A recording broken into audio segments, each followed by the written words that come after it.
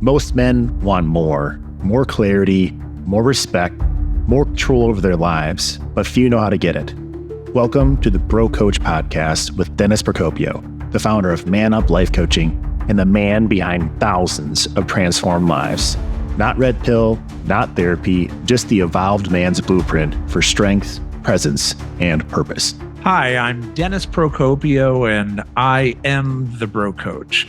This is Season 1, Episode 2 of the Bro Coach Podcast, and as your host, today I am going to be wrapping my head around a problem that is increasing in the manosphere. When we talk about men, we're talking about what it means to be a provider, to be a protector, and to be a performer. And if you haven't noticed, that role is changing. Women are bringing home as much money as men. In some cases, women are bringing home more money than men, and men are challenged to understand how to manage the provider paradox when, as a man, he is no longer the breadwinner, and in some cases is even the supporter of a breadwinning wife. So we're going to get into it. So come on along and let's open this thing up. If you're a gentleman of a certain age, like myself, I'm 54 years old. I'm a Gen Xer, my dad's generation, the boomers, and pretty much men who preceded him all the way back to the caveman were reading off of a certain script. It was the provider script. The guy brought home the bacon, the woman stayed home and was a trad wife for all intents and purposes. Now in 2025, at the time of this recording, it's very obvious that that's not the case anymore. I think there's a parallel, obviously, between, women's rights. There was a time when women weren't encouraged to be professionals. In fact, if they had jobs, they were sort of these goofy little, she needs something to do jobs. Now, women are very much respected as professionals in the same spaces that men are. And while that's wonderful, as a father of a daughter, that's great to you that your daughter is going to potentially be a scientist or an astronaut or a president rather than just some schlub's housewife. It definitely changes how the guy shows up because now there's a whole new script that he needs to read off of. And here we're helping to redefine masculinity in the modern age and what that script looks like. So we're going to go into it. Some of the things that we're going to cover are how much money is enough? How much money can a guy expect to make without feeling like he's underperforming? How much money is she expected to make? Or is the sky the limit? What happens in a situation and if he's bringing home 100,000 and still adhering to the model that he makes a six-figure salary, and that's just not even a thing anymore. And in the meantime, she's bringing home 2, 3, 4, even 500. And I'm drawing from experience when I say, this is what's happening out there in the world right now. And let me tell you, it can definitely shake your male confidence. So how do we deal with this? Well, that's what we're going to be talking about. So if you're someone who was raised in a culture where the man was expected to be the protector provider, then your masculinity has been associated with performance. I mean, we see this even in the way we were raised as kids. Women were praised for being pretty. Boys were praised for being smart. Women were praised for being well-mannered and nurturing. Men were praised for being best, strongest, fastest, captain of the football team, what have you.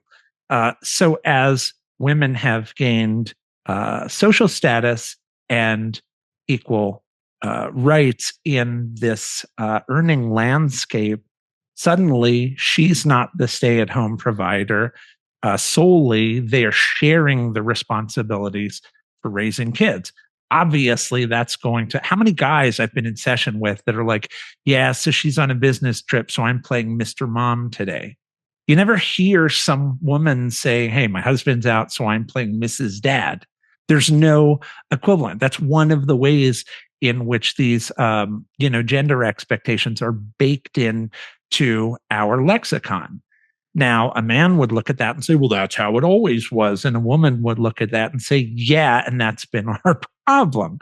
So now that the pendulum is swinging in the direction of equality, guys are feeling that their masculinity is threatened. How many times, have I talked to a guy who said he doesn't feel comfortable when his wife is driving because he feels like the man is supposed to drive. He's supposed to unlock the door. He's supposed to hold the door. You don't hold the door for me. That's emasculating. So I guess the question becomes, is it appropriate for a man to feel that he has got someone in his masculine lane and to revert to, Charlie Kirk, may he rest in peace, concepts of going back to some sort of trad wife, conservatism? Or is there a way for men to say, hey, you know what? I don't think that this is emasculating. I think that there just has to be a respectable model to follow. So the question that I ask all of my clients is, what does it mean to you to be a protector, a provider, and a performer? And they all say, my value is equated with how well I do these things. And if I'm not earning more money than my wife or the next guy, then I have low self-esteem as a result. And if she's earning more than me, I feel like the short guy with a really tall wife, which again shouldn't be a thing. But let's face it, that's a problem for a lot of guys. So what we're really getting into here is more philosophical than anything. It's where's the line between, hey, she's doing my job, and, hey, I have some outdated ideas that I need to let go of. And I think that's what we're going to be getting into here. So if we think about the idea of being a supportive husband, and we're reading off of the old script, then your job is pretty simple. Just watch any sitcom from the 50s or 60s, and you'll see the script you're supposed to be reading from. I've been at work. I come home. I sit down with my pipe and my crossword puzzle, take off my slippers, and you're in the kitchen making my dinner, which I deserve because I'm the king of my castle. I'm the breadwinner. Well, when you're in one room making $100,000 a year and she's in another room making $200,000 a year, it begs the question, whose responsibility is it to cook the dinner? Whose responsibility is it to take care of the kids? Because if we're being fair, following the logic that we're not misogynists, but in fact, it's just fair for the one who earns more to get treated like it, then there's an argument that says the guy should now maybe pick up some of her slack. So if you're not being supportive in the old school way, then what does support look like in this new dynamic? And that's where we start talking about perspective. I think that it's one of these situations where the wife is now maybe for the first time appreciating what some of the challenges of the patriarchal role has been, and how maybe the grass really isn't greener on the other side. In my coaching, I see a lot of guys saying, my wife is really uptight. She's really tense. She's constantly worrying about deadlines. We have conversations about her performance anxiety. She has imposter syndrome. She's reminding me of me, worrying about all my job related stuff. And I'm finding myself saying, can't you just turn that off and be present with me and the family, which is historically a female complaint. Dad, take your tie off, leave your briefcase at the door, slip into your house clothes, and be present. Leave work at home. Can't you go on a vacation without constantly being on your phone or your computer? And so the answer to how can you be more supportive is definitely going to feel more emasculating, only because you're being asked to step into a role that helps you to appreciate her perspective. And since it's historically been a female role, it's going to make you feel a little squirrely, because now all of a sudden you're going to have to be a good listener. You're going to have to be empathetic. You're going to have to know when to wear the engineer hat and offer her advice versus when to just empathize and say, that sounds hard. And if you're not trained in this area, which 99.9% of the dudes who come through my front door are not, you're going to have a hard time. Now, how do you do that? Well, come hang out with me for a year or two and you'll learn, because that's what this programming is all about. It's about helping to learn the things that you don't know that you don't know. But I'll give you a nugget here and say some of the ways that you can be supportive of your wife include, or girlfriend or whomever, your partner, include asking, hey, do you need me to wear my empathy hat or my engineer hat? Because sometimes she's saying, I feel like an imposter. I don't know how to do any of this crap. No, I want you to just tell me what to do. And you can be really supportive without feeling threatened. Or you can just listen to her say, blah, blah, blah, hard day, blah, blah, blah. This woman hates me, blah, blah, blah. My boss is a jerk, blah, blah, blah, deadlines. And you can say, as you've been doing presumably for years, that sounds hard. And she will appreciate that. Now, in terms of dealing with your own insecurity, well, I have a business that's currently branded Man Up Life Coaching. And a part of manning up isn't, kick her out of the driver's seat, smell your armpit, put a dip in and move forward into the sunset. Rather, it's be man enough to, kind of share the front seat with her. And if you feel yourself feeling insecure in some way, pick it up by just finding jobs around the house that need to be done and sack up and do them. If the kids' laundry needs to be folded and put away, don't say, oh, it's a woman's job. Just do it. If the kitchen needs to be cleaned, clean the damn kitchen. If neither of you has time, then between the two of you, get a housekeeper. But what you shouldn't do is try to force the old paradigm onto the new situation. It won't work. And I promise you, we'll do another segment about divorce, but I promise you it won't land well.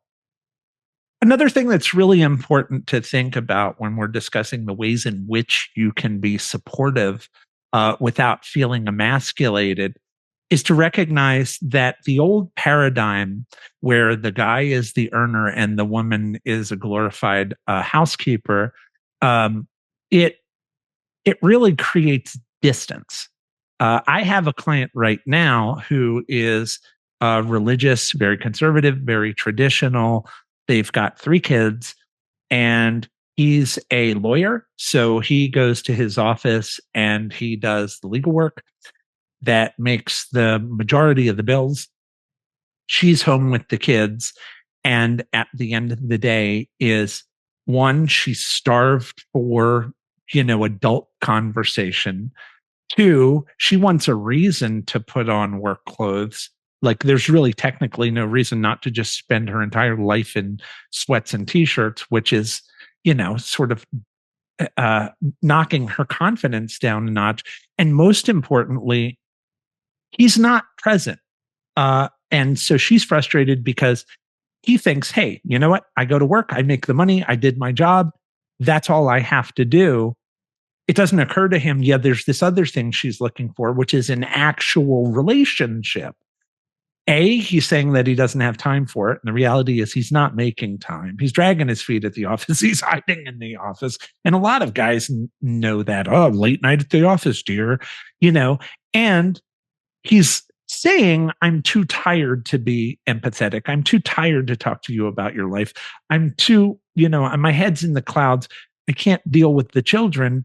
And she's looking at an imbalance that is absolutely uh, going to create distance between the father and the kids, create between her and her husband, and saying, I'm trapped in this laundry cycle that's never going to end. So as a bro coach in my sessions with this particular guy, who I, by the way, love dearly, he's a great person. I tell him, hey, what you're going to need to do is you're going to need to go to work a little earlier, and you're going to get off a little earlier. Throughout the day, you're going to want to text with her and communicate with her so that she feels connected. When you get home, you use your car ride to switch gears, because when you get home, I want you to show up as her relief. And if she decides that she wants to work a job, uh, that's her right. And if you have to negotiate how you split the difference, I'm encouraging you to do that, because you'll get a lot from being a nurturing father. Your kids will get a lot from having those interactions. She'll learn how hard it actually is to do what you're doing and have more respect for it. And ultimately having uh, a system worked out where you're giving and taking a little bit more is an evolution of that process that can actually bring you together rather than knocking you down a peg. So there's a way to look at this as an actual evolution of the relationship and the family, rather than some sort of masculinity demotion. Hey man, stop spinning your wheels. If you're serious about leveling up your career, your relationships, and your mindset, it's time to man up. At Man Up Life Coaching, we cut the excuses and build discipline, confidence, and purpose. Book your free strategy session now at manuplifecoaching.com/application.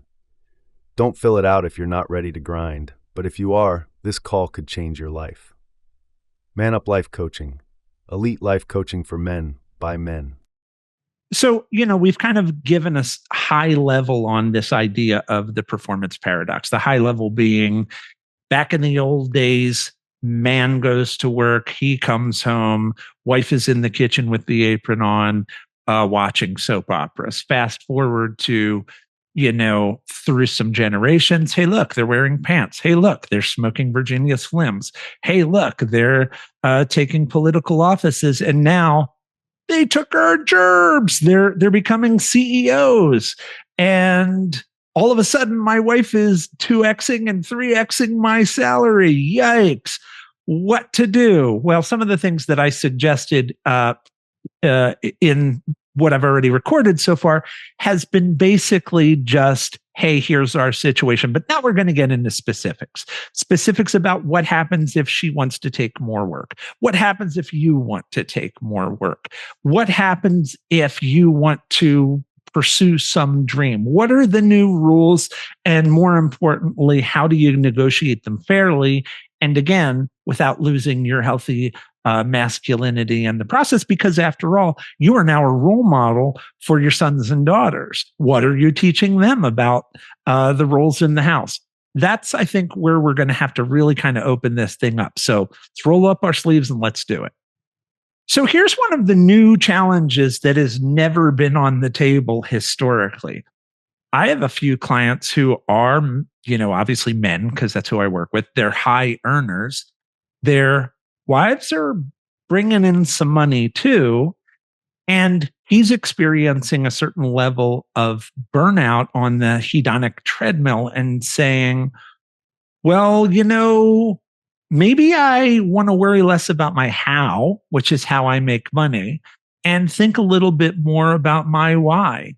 Why do I make money? Why do I do anything? I mean, I'm a musician at heart, but I'm spending all of my time doing an executive job that's just sucking my soul.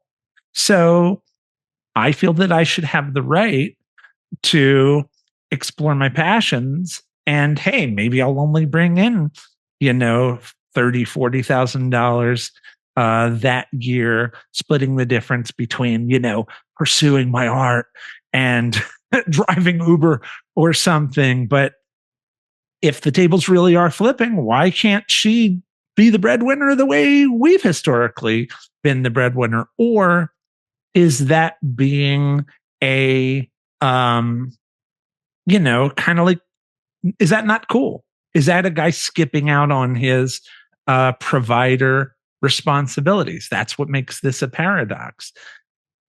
I'm going to say that in my experience, it's going to be it's going to be case for case. It's going to be situation for situation. Okay, right now I have a guy who is a professional in the medical space. He just got married. They bought a really nice home. Historically, his dad, his brother have done really well with real estate ventures. And between his medical career and the possibility of dabbling in real estate investments, he basically has the opportunity to make a really nice living. He's not sure that he wants to continue with his medical career. He's having conversations with his wife, and his wife is saying, look, babe, I love you and we'll make it work. I know that I've got fire boss babe CEO energy. So whatever you decide to do, we're partners in this, whether it's medicine, real estate, or, you want to, build and sell yachts in the freaking Bahamas. I got you. Now that to me is a healthy relationship, because that's a couple basically being honest about what their truths are and solving for X and saying there's got to be a way to negotiate so that we both get our needs met. But what about another situation where maybe a guy says, I want to ditch my, my high paying executive job. And like I said, pursue my music. Now she's there saying, okay, so what would that look like? Am I still expected to take care of the kids? No. You just be the breadwinner. You go to the corporate job. I'll take care of the kids and I'll do my music. So now all of a sudden she's looking at it and saying, well, as a mother, I don't want to not be in my kid's life. I do want to, I have maternal instincts. How do you rectify that? Well, it's frankly, again, it's a case by case. It's the guy's responsibility to say, first of all, what's best for my kids? That should always be the first question. What's best for my kids? We are in service to our children, period. Next is what's fair with regard to what she's willing to do for work, what I'm willing to do for work, and is there an expectation that she should provide for me? The answer is there's no answer. It's situational. If I decide to sell a motorcycle for $30,000 and it's only worth $6,000, and somebody else comes along and says, I will definitely take that for $30,000, it's nobody else's business if he's getting, quote, ripped off. I got the money. He's happy with what he got. That's our business. And so the real truth is stop worrying about what other people think and be authentic. Honey, I really want to be a musician more than anything else. Would you be willing to do the heavy lifting in the Providence department to make that dream come true? How about yes, with a caveat? Yes, but you take care of certain roles around the house. And when you get to a place where you feel fulfilled, now we switch and I hand the baton back to you. And now I pursue something that's interesting for me, like going back to school or, starting some new side hustle. It's always going to come down to negotiation. And as a real man, if you serve your kids' needs, if you treat your wife with respect, and if you negotiate to speak your truth and get your needs met, you're going to be okay. And not to be, end on a dark note here, the reality is if you're not aligned, you're not aligned. And you may have to make choices for yourself, as may she.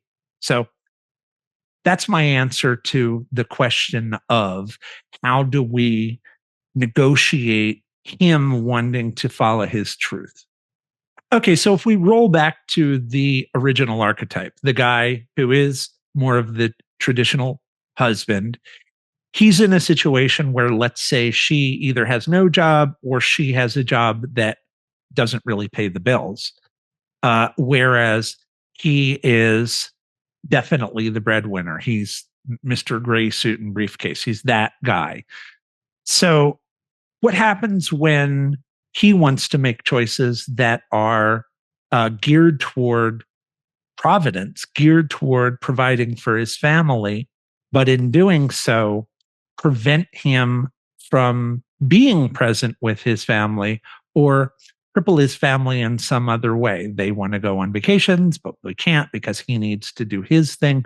His thing is always prioritized. Good news, there's money. Bad news, we're not really cohesive as emotionally as a family. You're this person who hands us a paycheck every month, but where's dad? Where's my husband? And yeah, that's a thing. I have, if you know anything about me, I've been doing this for a long time. But even right now in my current client load, I have guys who are dealing with this problem. Like, honey, I can't really turn down a raise that promises us $500,000 a year without bonus. Like, we have 2 kids and college isn't getting any cheaper. And she says, yeah, I get it, but what's the cost of, a relationship? You're not here. Like, couldn't we figure out a way to lighten our load, or reduce our expenses, and maybe live a little leaner so that we can live off of the 200 that you're currently making, or I could get a little job or whatever. So for that guy, it's really, really hard to say no to somebody handing you money. I mean, I have guys who have millions of dollars and still will not quit a little $100,000 a year side hustle when the time they're spending doing that could be time with their kids. And I have to tell them, dude, seriously, in the scope of things, 100,000 is nothing to you. But they're coming from a place of scarcity. They're coming from a place of not knowing what to do with time that they're not being productive. They feel that time that they're not being productive is time wasted. And it's usually with these guys where I have to, kind of teach them the lesson that a linear drive without, some lateral drift is going to force you to, you're just going to build a tower that's eventually going to fall down because you're not also widening the base. Think of a pyramid. A pyramid scales infinitely. For as tall as you go, you want to go wide as well. That means for as much as you work, you also want to be investing as much time and presence into your family. So what should a guy do who has that choice? What he should do is he should learn how to truly revalue what that money means to his situation, because sometimes the biggest paycheck is not the solution to the bigger problem that you won't have a family if you don't show up for them heart and soul. That's the truth. Another interesting challenge that I've seen guys, particularly guys of a certain age, I'm talking about guys in their 40s, 50s, even pushing 60. I have one client who's like 67 years old and his mother's pushing 100. And, he and his wife are supposed to be thinking about their own retirement and their kids taking care of them. And instead, he's trying to figure out, how do I continue to take care of my mom in her older age? So this is something that comes up as young as being in your 30s, but definitely in your 40s, 50s, and early 60s. What do I do with aging parents?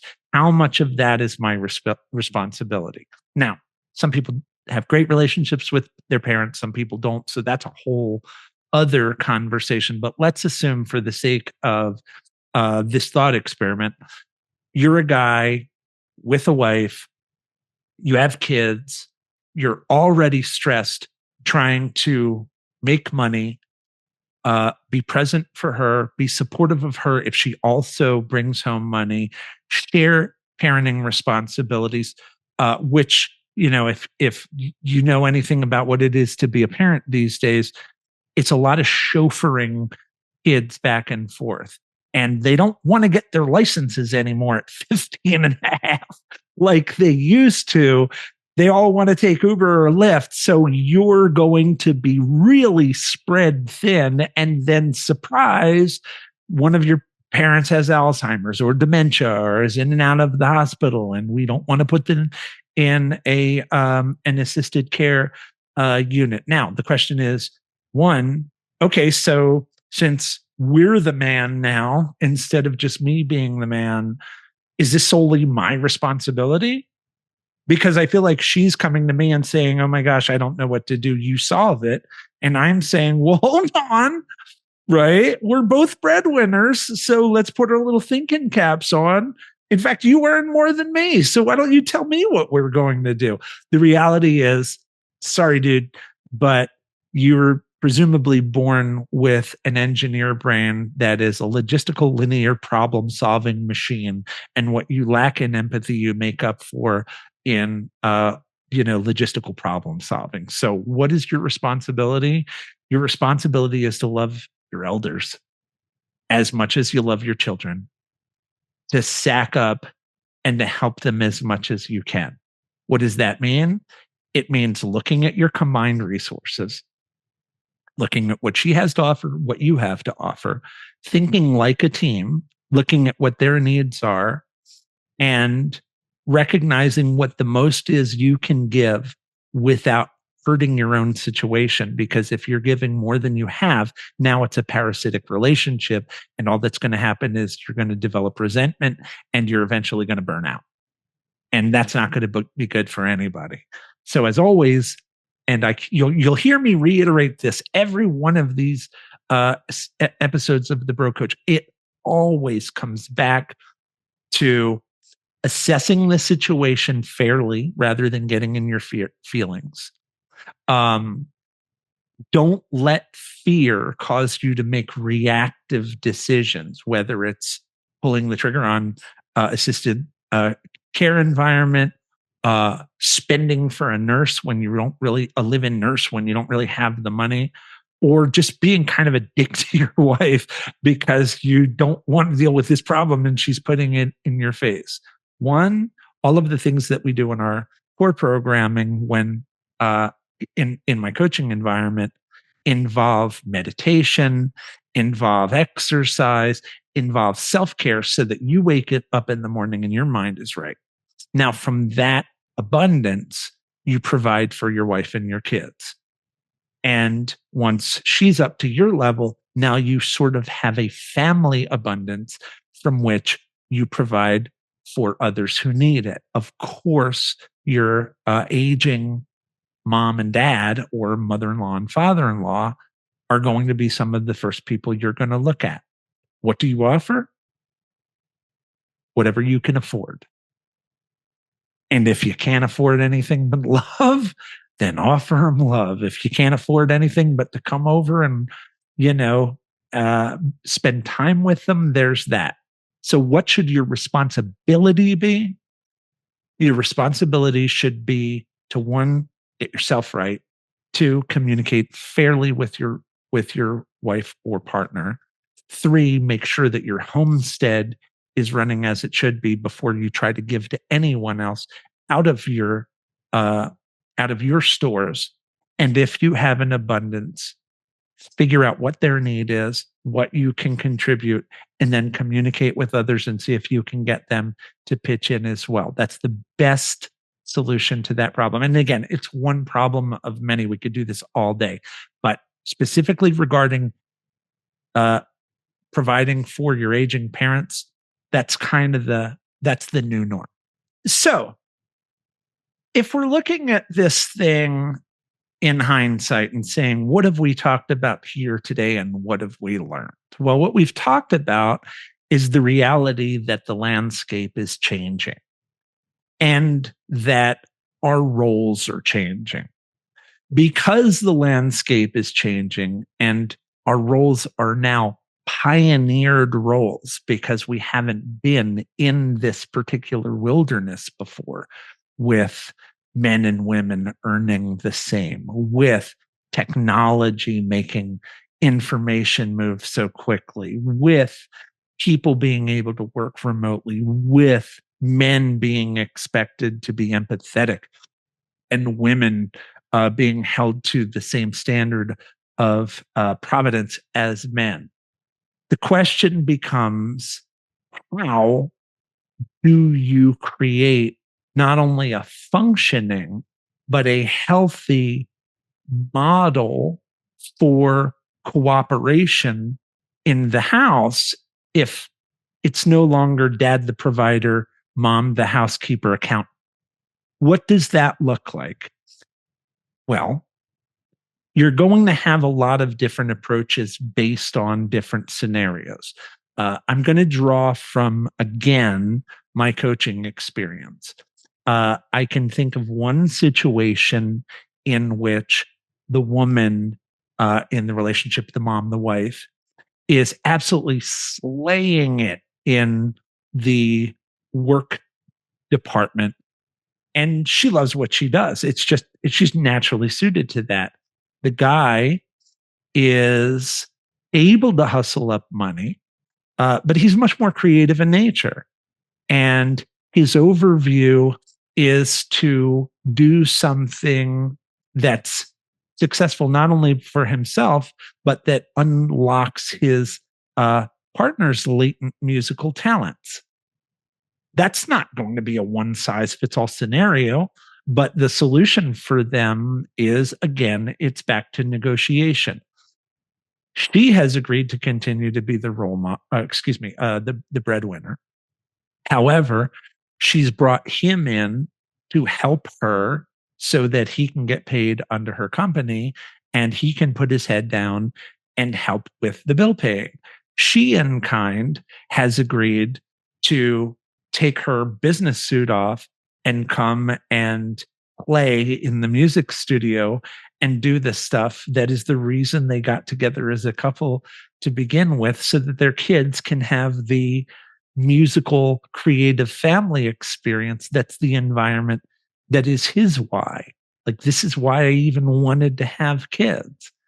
And what's important for them above all else is to make sure that they agree to their arrangement, that it feels like a negotiation, not a sacrifice, and that even though there are rules written, if someone drops the ball a little bit, rather than saying, hey, you're not doing the thing you said you were going to do, you're graceful and you just quietly pick up the slack, because at the end of the day, everybody thinks they're giving more than they really are.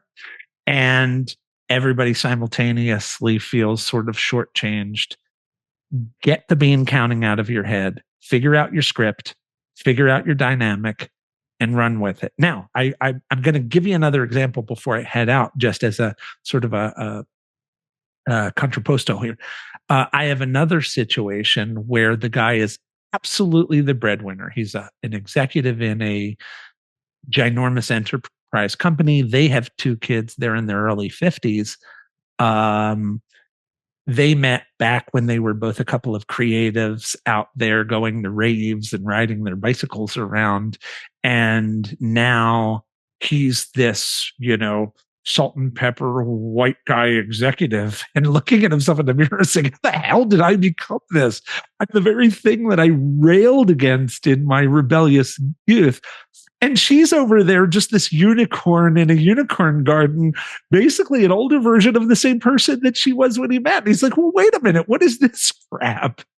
I'm providing, and you're just hanging out saying, eating bonbons, watching TV and playing on your phone and waiting, I guess, for the end of the world. And what do we do there? And it's the same thing. You might need to have some hard conversations. Don't have them in a way that's critical. Or, excuse me. Don't have them in a way that is criticizing. Have them in a way that says, hey, here's what I like about what's working right now. And here's what I kind of think isn't optimal. And I love you, I respect you, and I'd like to be really honest about how we could potentially change this so that we could, get our different needs met. And how can I sweeten the deal for you so that you're interested rather than feeling like I'm criticizing you or making you change a pattern that's up until now kind of been a good thing. It's all about negotiation. No, there's not a one size fits all script because we're in wilderness. So the pioneers of the new system will be those who led with love, those who made sure that the reason was never swayed beyond their emotion, those who put their kids first, and those who were able to communicate both with themselves and their partners in a way that was respectful and respectable rather than attacking, judging, or hateful, because God knows the world doesn't need any more of that right now.